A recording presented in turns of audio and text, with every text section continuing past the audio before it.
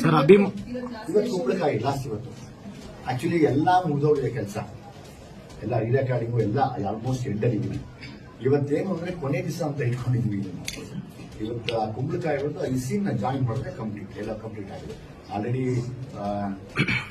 ತಮ್ಮ ಗೊತ್ತಿರೋಕ್ಕೆ ಸಾಂಗ್ಸ್ ಎಲ್ಲ ತುಂಬಾ ಅದ್ಭುತವಾದ ಪ್ರತಿಕ್ರಿಯೆ ಇದೆ. ಇನ್ನೂ ಒಂದು 2-3 ಸಾಂಗ್ಗಳು ಸಾಧ್ಯತೆ ಇದೆ.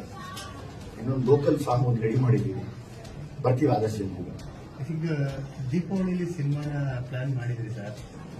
ಸೊ ತಡ ಏನಕ್ಕಾಯ್ತು, ಮುಂದೆ ಏನು ಅಲ್ಲ, ಈಗ ಒಂದ್ಸರಿ ಚಂದ್ರಗ್ರಹಣ ಬಿಡಬೇಕು, ನಾವೇನ್ ಮಾಡೋಣ.